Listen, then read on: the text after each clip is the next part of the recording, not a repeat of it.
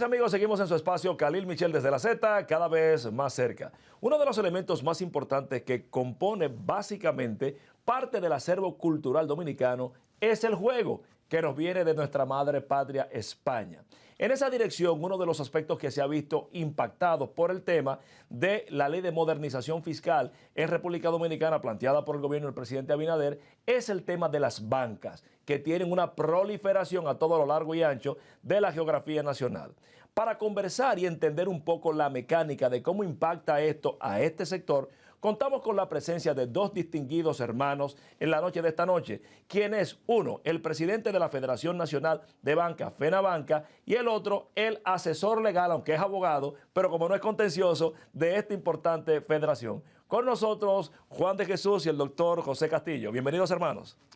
Buenos días. Gracias primero a ti por darnos la oportunidad de nosotros llegar a toda la ciudadanía, a la República Dominicana, a los ciudadanos y explicarles la situación de cómo la nueva reforma fiscal impacta de manera negativa, inaplicable las disposiciones de la misma al sector de juegos de lotería en la República Dominicana. Independientemente de que eres el vocero la noche de esta noche y que Juan de Jesús va a hacer algunos aportes, para poder entender el impacto quisiéramos tener primero la descripción de lo actual, porque mucha gente piensa que el sector de banca pues paga poco y que gana mucho. ¿Cuánto están pagando? ¿Cuál es la realidad del sector, doctor Castillo? Miren, nosotros necesitamos explicarle a la ciudadanía cuál es el cálculo matemático. Por favor. Las rifas de lotería están basadas en un cálculo matemático. Por ejemplo, con una situación sui generis única en América Latina y parte del mundo, los números en la República Dominicana tienen una disposición legal establecido en la ley 139-11, que la devolución de premio es 72%. Cuando nosotros analizamos el 72%, hay una diferencia de 28% que resta, que es el bruto, la ganancia bruta del que rifa. Pero ¿qué pasa? En la República Dominicana hay una relación de un banquero que es quien vende los números y hay un tercero que es quien aguanta los números, es decir, el que sirve de banca. Y entonces hay una relación 80-20. Cuando tú sumas 72 más el 20% que se le da al que vende los números, hace un 92 y resta un 8% bruto para las operaciones de la banca. De la banca. Del que aguanta los números. Los términos son raros, la ciudadanía no conoce eso, pero la realidad es que ahora el juego, por el alto costo de operación, ha dejado a los banqueros con un margen muy poco de ganancia. Grafíqueme esa parte porque creo que es el punto de partida fundamental de todo. Sí. O sea, el que emite el número, el banquero y el que aguanta. ¿Cómo es esto? Porque Sí. la gente no lo Mira, entiende. Hay un local en cualquier calle de este país que pertenece... Pepillo Salcedo, esquina Moca. Ajá, pertenece a un ciudadano, a Checho Pijín. Pero Checho Pijín vende 5,000 pesos de número todos los días en ese local. Y esos números él se los pasa a un tercero. Y ese tercero le da el 20%, es decir, le da 1,000 pesos por los 5,000 pesos de número. Sí. Y el banquero, la banca, recibe 4,000. Y de esos 4,000, el banquero tiene que pagar el 72% que son los premios. Ahora, ese 72% no se da estrictamente todos los días, pero entre un día y 365, claro, la banca devolverá el 72% de lo apostado.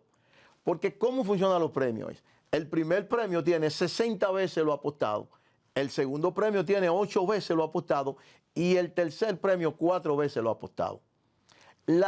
Debería de haber una regla en que se devolviera el tope 50 para que el otro resto pueda el gobierno recibir grandes impuestos, pero en la actualidad, ¿cómo funciona? El gobierno recibe 5,871 pesos por cada punto de banca de lotería que está legalmente registrado. ¿Eso se calcula en base a qué? ¿Cómo?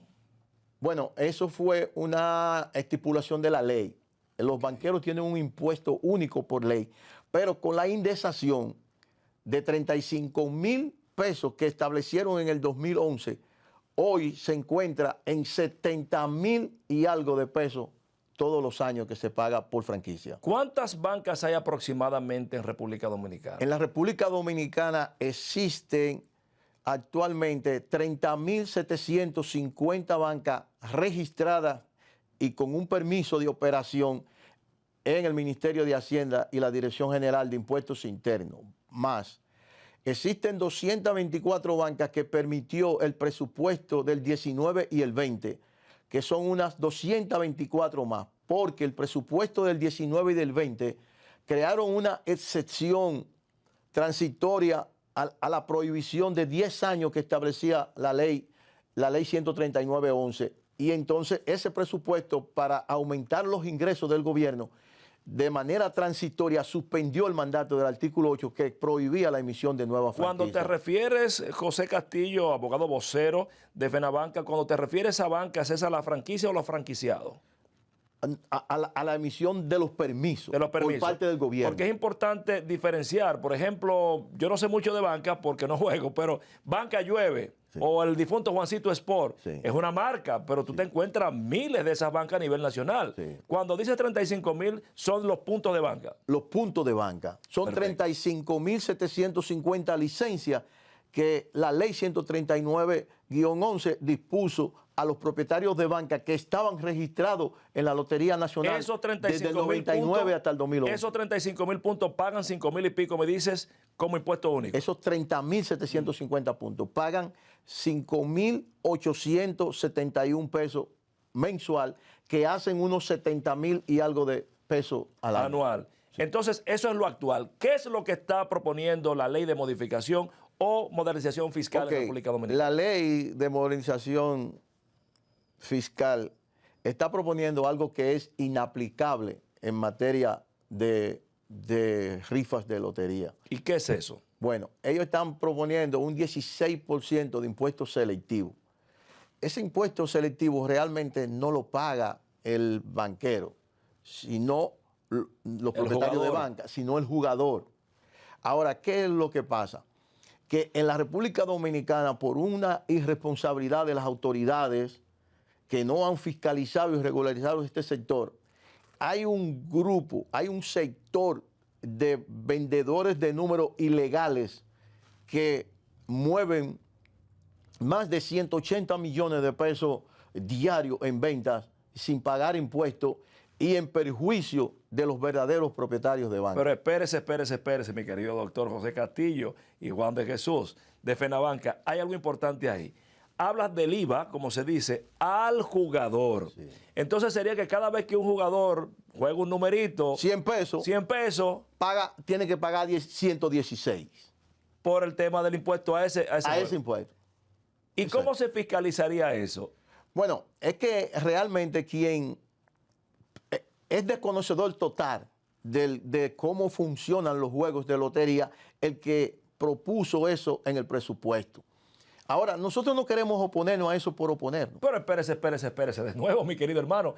¿Y qué aquellos que dirían, por ejemplo, bueno, pero el juego es un vicio o es un placer, sí, que paguen los jugadores? ¿Qué diría usted? Ahora, ¿qué pasa? Nosotros no tenemos problema si el gobierno corrige las distorsiones que existen en el sector. Porque si yo le digo a un jugador, yo que tengo un punto de venta legal, sí, y le digo al jugador que le voy a cobrar por su jugada de 100 pesos, 116, porque necesito darle 16 al gobierno, claro, ¿dónde él se va a ir? A la informalidad. A la informalidad, a los que están ilegales. Entonces, defíname. Y yo voy a seguir pagando los impuestos, claro, como hay una cantidad.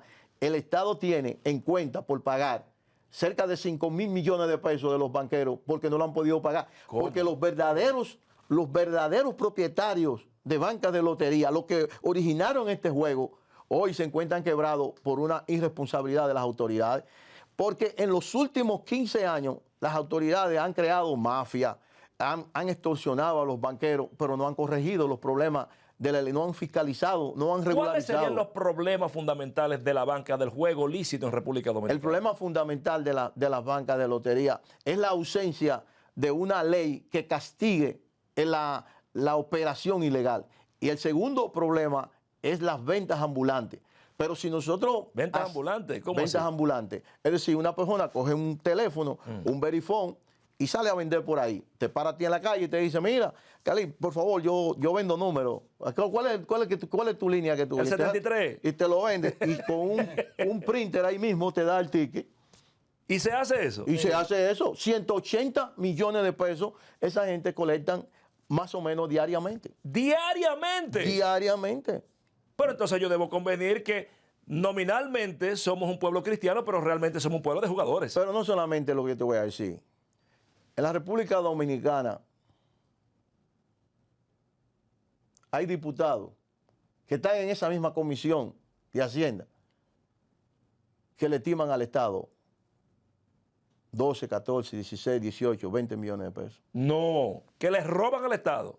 Se los roban porque operan 2.000, 3.000 puntos de banca y no lo pagan.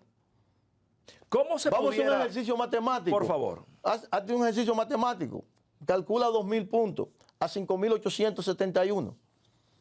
Wow. ¿Cuántos son?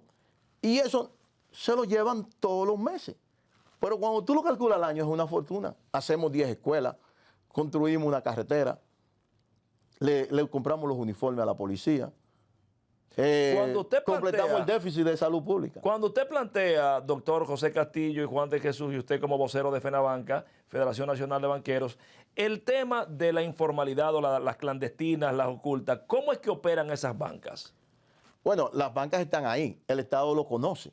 Y no hace nada. El Estado se dio un proceso de regularización en el 2002 por un decreto del presidente de la República que sí Hipólito. tenía, no, 2002 el presidente actual, Abinader, 2022. a 2022. 2022, que él se comprometió con el sector que lo iba a regularizar.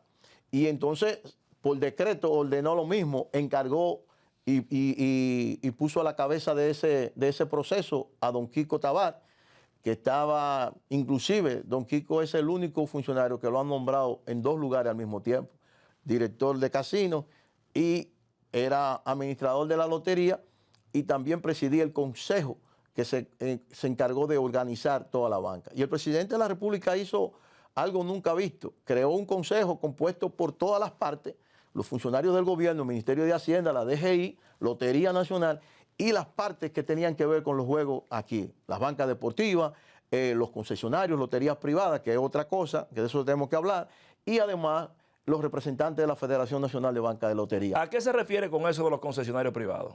Esos son loterías privadas, son contratos que se han realizado desde el año 2005 hasta la fecha y en la actualidad existen 6 compañías privadas que también las mismas no cumplen con los contratos establecidos por ley. ¿Por qué?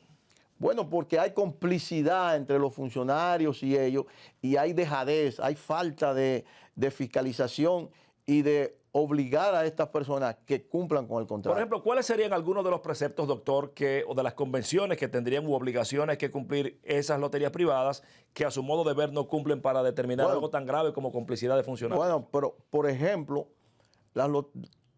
todos los premios en la República Dominicana por la disposición de la ley 253-12 establece que los premios entre 100,000 y 500,000 pesos deben pagarle un 10% al Estado Dominicano. Que los premios de 501 a 1 millón de pesos deben pagarle el 15% de impuestos al Estado. Y que los premios de 1,1 de hasta en adelante deben pagarle el 25% del premio por concepto de impuesto al gobierno. Pero eso no se hace por una dejadez, ineptitud de parte de muchos funcionarios y, lo más importante, complicidad. Porque el problema de los juegos... Pero eso es penal, doctor. Sí, pero nosotros no tenemos problema con eso porque eso ha sido así y nosotros lo tenemos ahí a la vista. Está preso el ministro de Hacienda y están presos varios directores de casinos por una mafia creada durante la administración de Donald Guerrero, que existía ya antes y que siempre ha existido mucha corrupción en el sistema de juego de este país, que las autoridades han propiciado y que lo permiten también. Porque el hecho de que un dueño o propietario de banca opere miles de bancas ilegales, eso es corrupción. Claro. Pero también es un dolo, es un delito. Están timando al Estado y a la sociedad, porque el juego es algo que no es bien visto. Pero estos propietarios de banca, que yo no hablo de 70 propietarios de banca, cuando nosotros nos ponemos frente a una pantalla de televisión o en la radio a representar este sector, nosotros estamos representando 2.850 o 2.900 propietarios de banca, que son personas que tienen 1, 2, 3, 4, 5, 10, 15, 20 locales vendiendo números para poder sostener su familia y hacer una vida más o menos decente, mandar a sus hijos, a sus nietos a las universidades. Ahí trabajan mujeres que no tienen, que son madres solteras y que a veces le da la oportunidad ese pequeño negocio a que se superen, a que se hagan profesionales o que puedan llevar el sostenimiento de su casa, de sus hijos. Y usted va a cada banca y encuentra una señora, una muchacha cuidando un bebé que a veces está durmiendo en el piso, en una pequeña toallita, porque no puede pagar el cuidado de la joven. Y entonces el Estado tiene la responsabilidad de garantizarle los derechos adquiridos a estos propietarios de banca para mejorar las condiciones de vida hasta de esos trabajadores. Sin embargo, y además percibir más impuestos. Sin embargo, José Castillo, vocero de FENABANCA, junto con Juan de Jesús, hay algo importante ahí, es que yo diferencio dos cosas. Lo primero es que veo que hay un comportamiento estatal desde antes de Abinader y otro después de Abinader. Sin embargo, el problema sigue latente porque en gran medida tiene que ver con el tema de las bancas ilegales y lo que es esa complicidad que tú has denunciado. En el marco de eso, si tuvieras de frente al presidente Luis Abinader, ¿cómo tú le dirías que se pudiera solucionar o erradicar o minimizar el tema de las bancas ilegales? ¿Qué hacemos? Yo le he escrito personalmente, José Castillo, no como FENABANCA, el presidente de FENABANCA ha hecho varias comunicaciones al presidente comunicándole el problema y la disposición de FENABANCA contribuir con el Estado Dominicano para que en este país las bancas que existan paguen los impuestos y de una manera u otra puedan contribuir al desarrollo. Pero dígame, ¿cómo erradicamos esas bancas ilegales? Aplicando la ley, aplicando las normas, sin contemplación, contra quien sea. Si los diputados tienen bancas ilegales, hay muchos diputados que tienen bancas ilegales, muchas.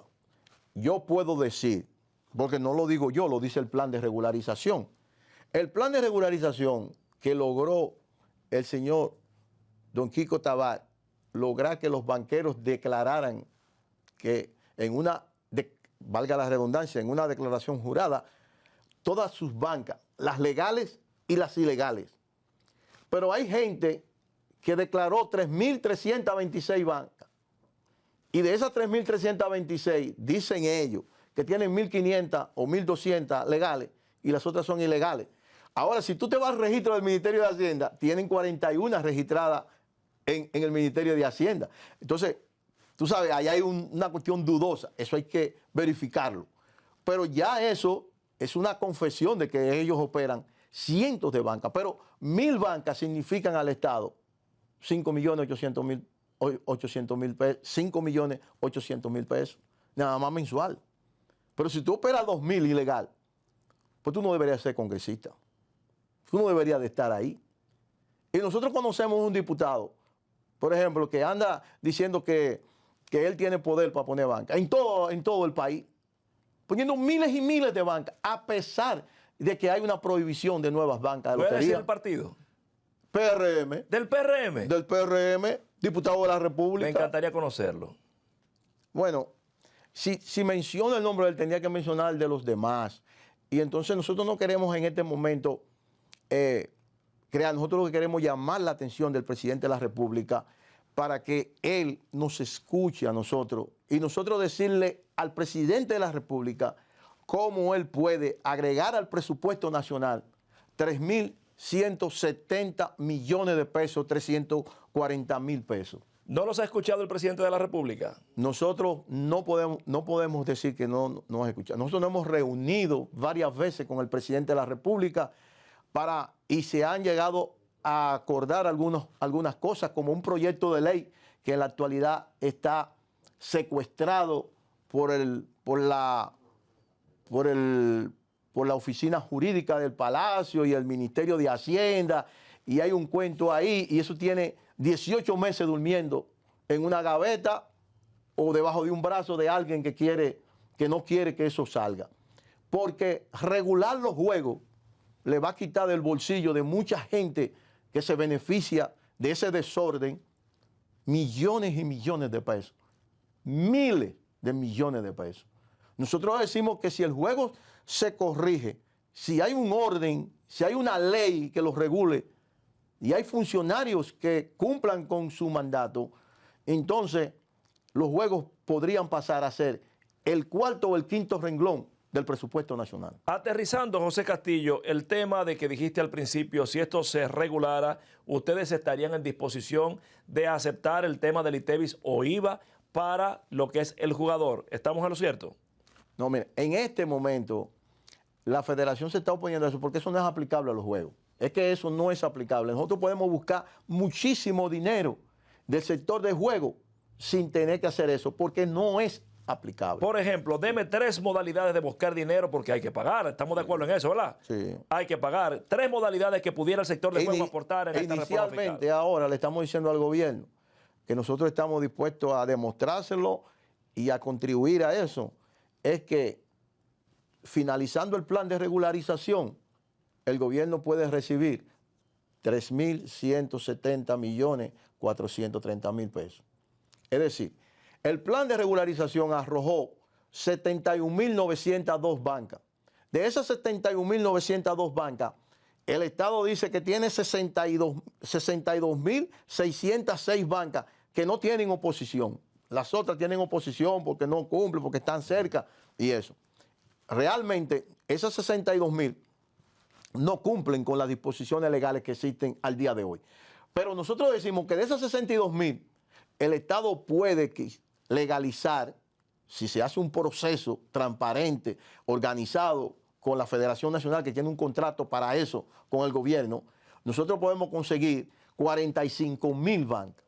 Si usted toma 45.000 bancas y la cobra a 5.871 pesos, usted tendrá exactamente 3.170.430.000 pesos. En ese contexto, a ti, Juan de Jesús, quisiera preguntarte antes de irnos el tema del impacto.